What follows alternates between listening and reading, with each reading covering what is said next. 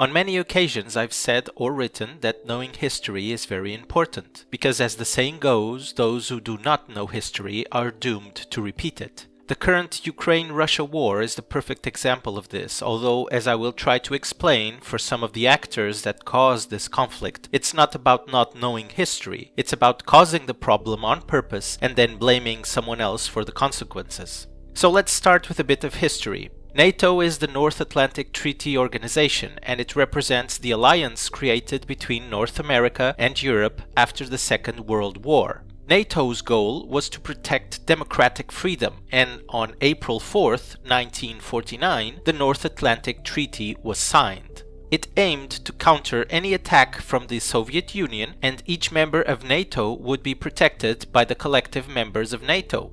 In short, if any member of NATO was attacked, all members of NATO will come to its rescue, something that can be seen in Article 5 of the NATO Treaty. The founding members of NATO were the following countries: United States, United Kingdom, Canada, Belgium, Portugal, Italy, Norway, Netherlands, Luxembourg, Iceland, France, and Denmark. But NATO was clearly not just about defense, since being part of it also meant that those most influential in NATO and with the most military power would be able to use other NATO members to build military bases and to supply weapons too.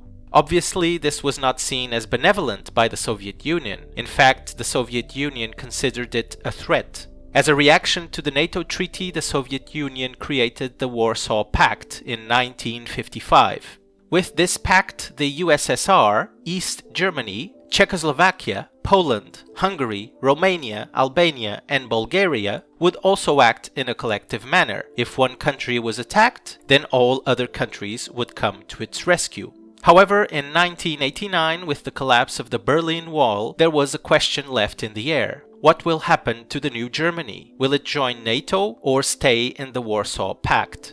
In 1990, George W. Bush, the President of the United States at the time, made an offer to the collapsing USSR. If Germany joined NATO, then NATO would stop expanding. It would no longer take any new members. This was accepted by Gorbachev, the USSR president at the time, and so the Warsaw Pact was no more, and in 1991 the Soviet Union collapsed. However, the United States and NATO did not respect the deal it made with the USSR. It did not stop accepting new members. In fact, in 1999, the list of NATO members grew considerably, with some very important additions. Specifically, Greece, Turkey, Germany, Spain, Czech Republic, Poland, and Hungary. Take a look at the last three. Three countries that were part of the Soviet Union were now joining NATO. Up to 2009, NATO expanded even more to include Bulgaria, Estonia, Latvia, Romania, Lithuania, Croatia, Slovakia, Slovenia, and Albania. Even more countries that were once part of the Soviet Union were now part of NATO.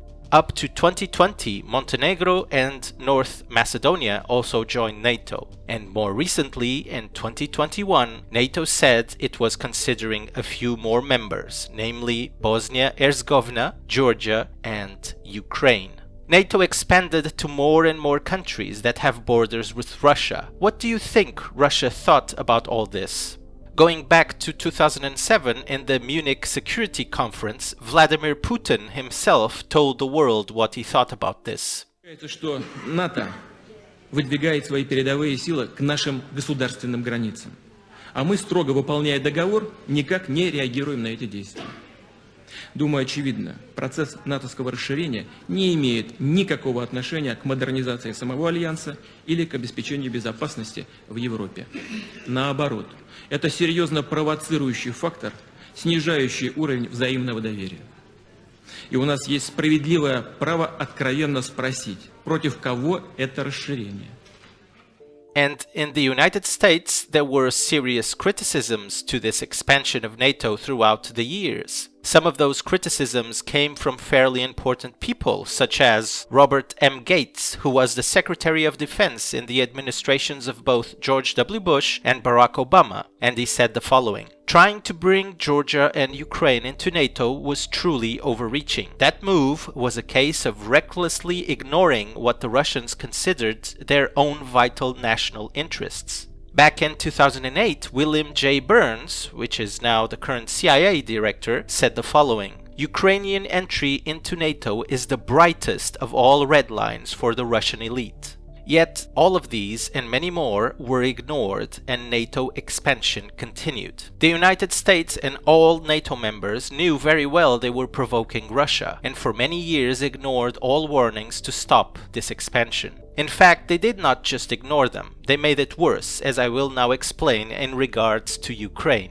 Since the collapse of the Soviet Union, Ukraine is a deeply divided country. The western side has less ties with Russia, while the eastern side is very much connected with Russia, even in terms of language. In 2013, Viktor Yanukovych was the president of Ukraine, and he refused the deal that the European Union proposed in order for Ukraine to join the Union. Protests erupted in Kiev against Yanukovych's decision to refuse the deal. But what initially were relatively peaceful protests became violent protests as neo-Nazi groups backed by the United States started killing people on the streets of Kiev. Along with the European Union, the United States wanted to stage a coup and remove Yanukovych from power. Victoria Nuland, part of Barack Obama's administration, was recorded choosing who she thought suited the needs of the United States as the new government of Ukraine.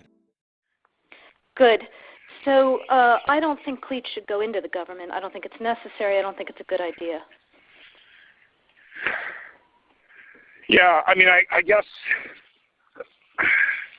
you think, what, in terms of him not going into the government, just let him sort of stay out and do his political homework and stuff. I'm just thinking in terms of sort of the process moving ahead, we want to keep the moderate Democrats together. The problem is going to be Tony Book and his guys. And, you know, I'm sure that's part of what Yanukovych is calculating on all of this.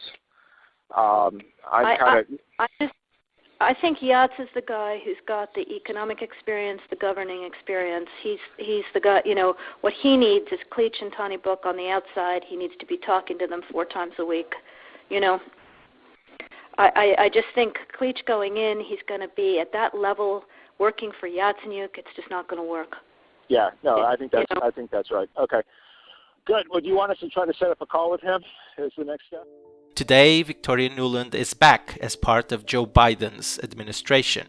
When Yanukovych fled Ukraine, the Ukrainian government, controlled by the United States and supported by the European Union, quickly became aggressive against the ethnic Russians on the east side of Ukraine, encouraging assaults against them and repealing language minority laws. On the other hand, Russia was helping the ethnic Russians on the east side of Ukraine to defend themselves against those assaults, something that eventually led Russia to incorporate Crimea into Russia. Russia did not invade Crimea, as the vast majority of the Western media claimed. The majority of people in Crimea were already Russians. The Crimean parliament voted to join Russia, and a referendum in Crimea resulted in the vast majority of the people in Crimea wanting to join Russia. But the conflicts between the eastern side of Ukraine and the western side of Ukraine did not stop, and in fact claimed more than 14,000 lives since 2014. All of this unrest, violence, and interference in Ukraine's affairs was done by the United States, NATO, and the European Union.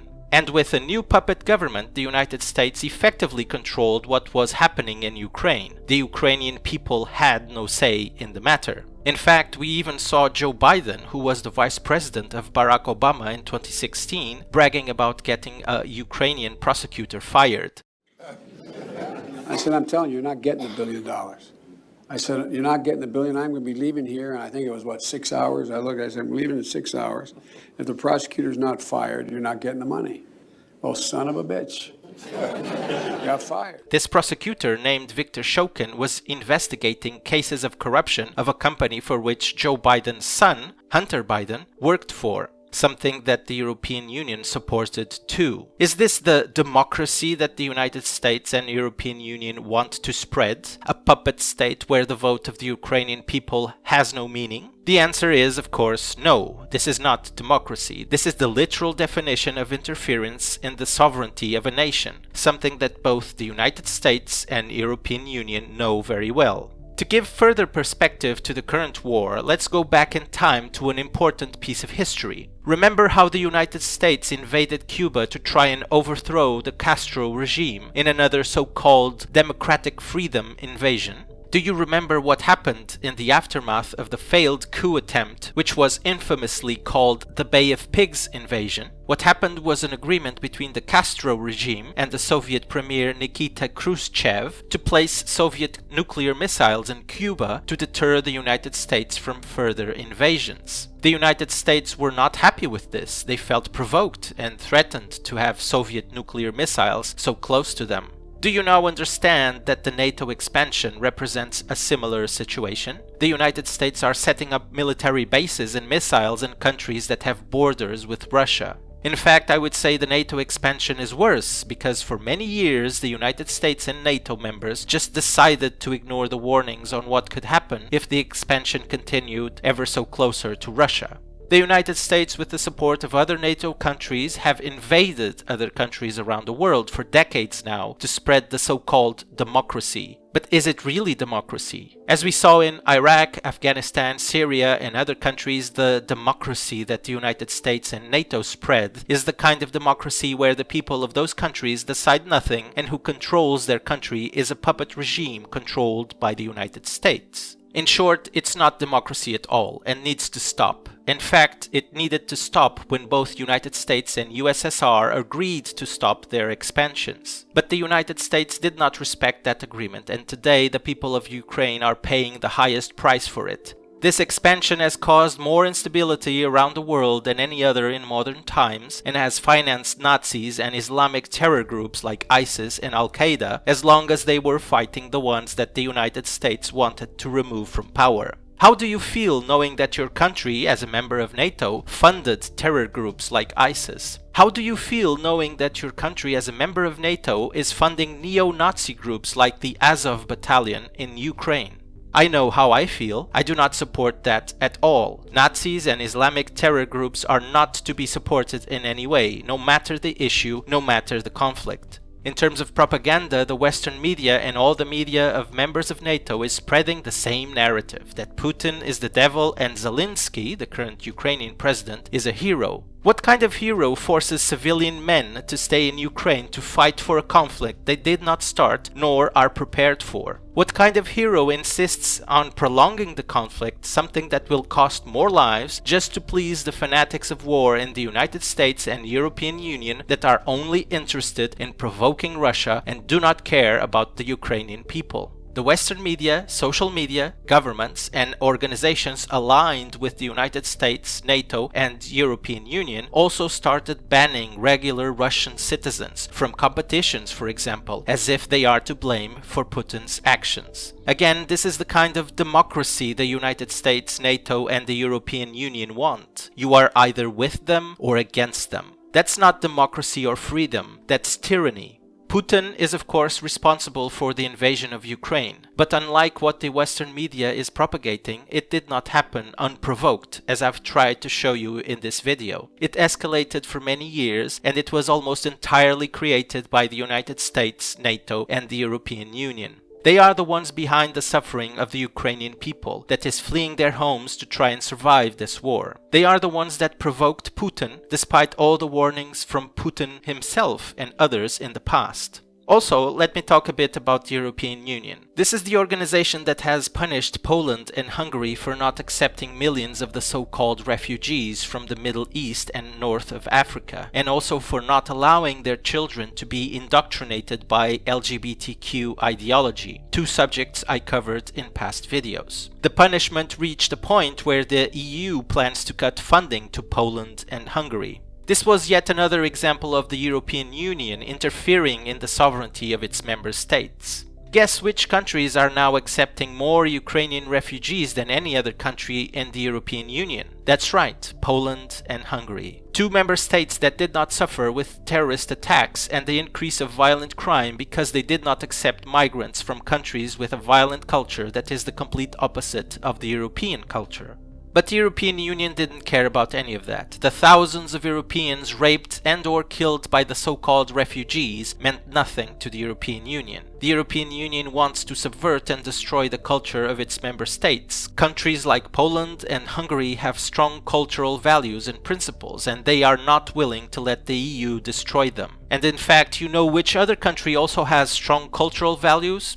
Ukraine. Do you think the European Union will not try to subvert Ukrainian culture if Ukraine ever joins the Union? The answer is yes, of course it will. The European Union will do its best to subvert and corrupt their culture and values, and it has tried to do it in every member state until now. With that said, I believe I covered most of the provocation and hypocrisy of the West in this conflict. The West was the engineer of this conflict and is also responsible for helping prolong it, something that will cost more lives and cause more destruction. And to finish this video, I will remind you of the comments from Adam Schiff, a member of the Democratic Party of the United States during the impeachment of Donald Trump in 2020. The United States aids Ukraine and her people so that we can fight Russia over there, and we don't have to fight Russia here. These comments were clear as water. The United States are fighting Russia. They wanted to provoke Russia and used Ukraine to do so. Do you still think that the United States, NATO, or European Union care about Ukraine or the Ukrainian people? I don't think so. And they themselves said as much. They are using Ukraine and the Ukrainian people as pawns in their expansionist game against Russia.